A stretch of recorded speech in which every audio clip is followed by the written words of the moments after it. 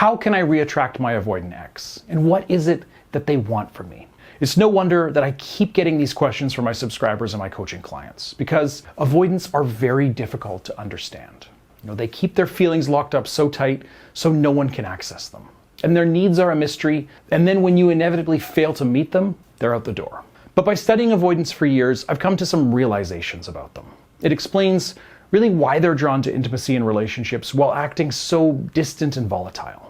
And once you understand it, you'll know exactly what to do to win them back. Now, this video is tailored for those who have lost an avoidant and are trying to win them back, but it's also going to be helpful for people looking to just connect with an avoidant for the first time, which, as I'm sure I don't have to tell you, can honestly be just as tricky.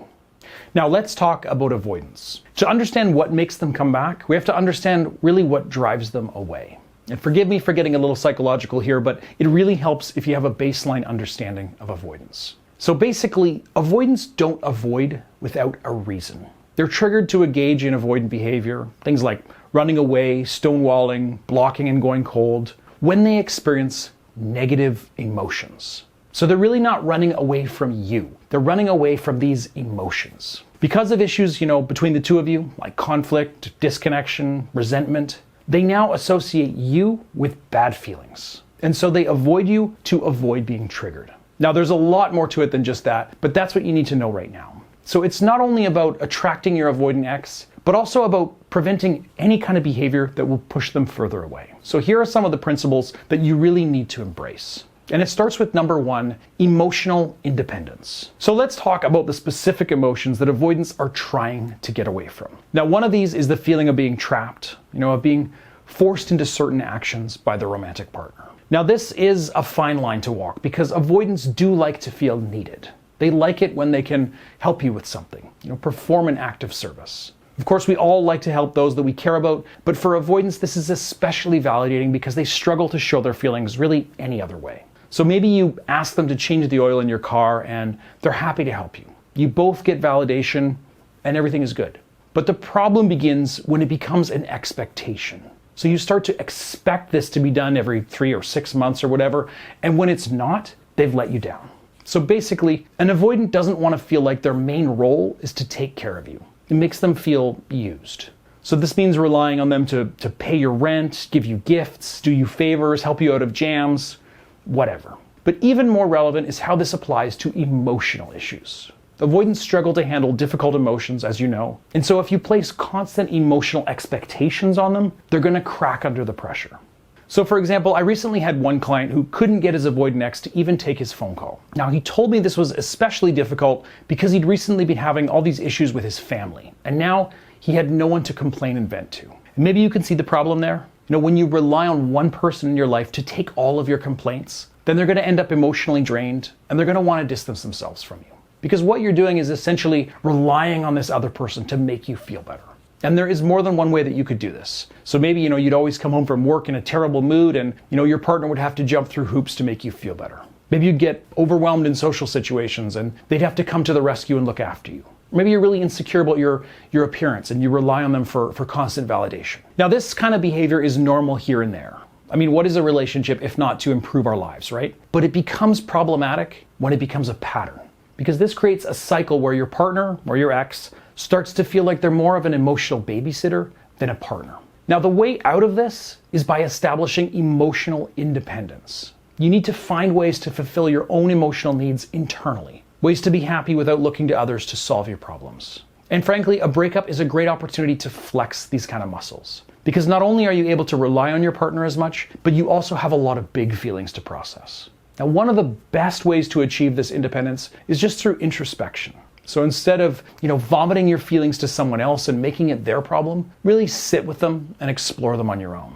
And you also need to build better resiliency just in your day-to-day life. So I recommend, you find the things that trigger difficult emotions and then expose yourself to them in a controlled way. So for instance, maybe you hate crowds. Then try going to the mall on a busy day, because doing this intentionally with a plan and without distractions is going to show you that you can do it on your own.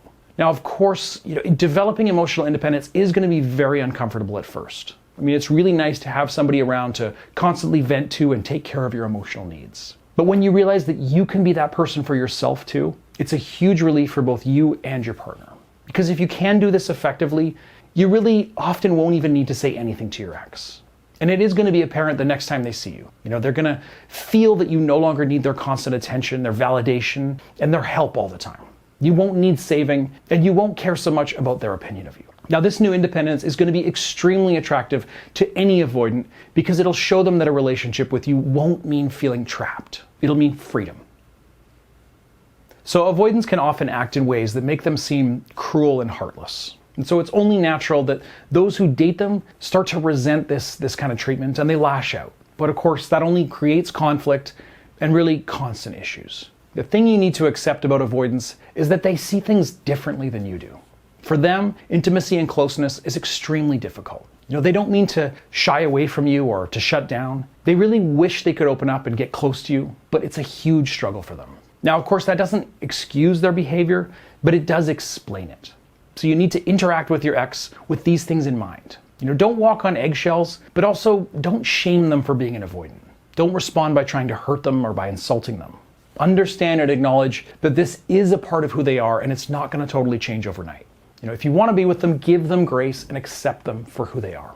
If you can do this, your ex is going to feel a lot more comfortable talking to you and spending time with you because they're not going to feel judged. They'll know that if they don't text you for a little while, that it won't be the end of the world, and so they won't feel the need to avoid you forever just to prevent a tough conversation. Now, if you want to go deeper inside your ex's head and really understand their feelings of where they're at right now, I recommend you try out my free quiz tool. It's designed to answer all the questions you have about your ex, and you can find it at breakupbrad.com/quiz. And frankly, it's always better to know the truth than guess or make assumptions. So go to breakupbrad.com/quiz and take less than 5 minutes to try it out for yourself. Now, when I tell people to be a bit cold to their avoidant ex, they often call me crazy. But it really does work in a lot of situations, and it can help break a cycle that keeps avoidance away. So here's the way it typically goes down. You start talking to your avoidant ex, the conversation's going well, and you're spending more and more time texting each other. And then out of nowhere, they shut down and they pull away. Now, of course, you naturally freak out. You wonder what happened. Did you do something wrong? Did you do something to push them away? And all you want to do is close that gap and get them talking again. So you reach out to them more, you call them, you ask a lot of questions, you otherwise just bug them. And the less they answer, the more you say, and pretty soon you find yourself talking to a blank screen. Now, I probably don't have to tell you that you're only pushing them away. So when in doubt, learn to do nothing. Wait, do your own thing, and live your own life. And when they do inevitably come back, instead of overwhelming them with love and affection, match their energy. Be a little bit cold, a little bit aloof. Make them work for your attention rather than the other way around. I promise you're going to be surprised at how well it works. Why are so many people with avoidant attachment drawn to others with anxious attachment?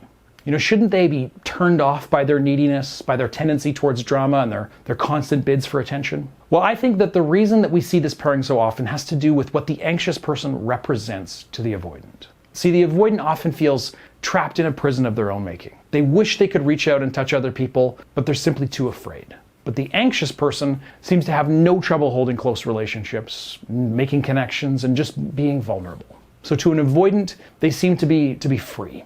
And that freedom is aspirational to an avoidant, and so it's attractive. So really, you need to embody the best parts of anxious attachment without the anxiety. So show your ex that you're out there connecting with other people, being open, sharing your feelings, and being extroverted. Your avoidant ex will notice this, and they will be drawn to it like almost nothing else. Sitting by the phone, waiting for their call is the wrong idea. You need to be out socializing, going on dates, and just living your best life. Only then will your avoidant ex come knocking at your door because they'll see your freedom and want to be a part of it. Avoidants, like many of us, are ultimately just hurt people.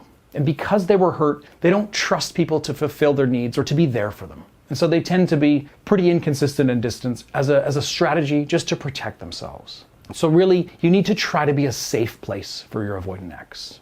Be consistent and show up when you're really needed. Don't be at their beck and call, but make sure that they know that they can count on you when it matters most. Now, obviously, it is a hard step to take since they've probably been pretty inconsistent with you in the past. But really, this is the only way to actually break that cycle. And if you can do that, you're going to see them start to open up and be vulnerable with you in ways that you never expected. You'll rebuild the connection from the ground up. And that just about brings us to the end of this one, guys. If you're looking for more advice on how to properly handle an avoidant ex, you'll find much more of that in my past videos right here on the channel. And I will put some links in the description below to some of my best related avoidant videos. Of course, I also do take questions if you want to hit me up in the comments below. And I also provide one-on-one coaching at breakupbrad.com/coaching. Thank you so much for watching to the end, and see you next time. Best of luck.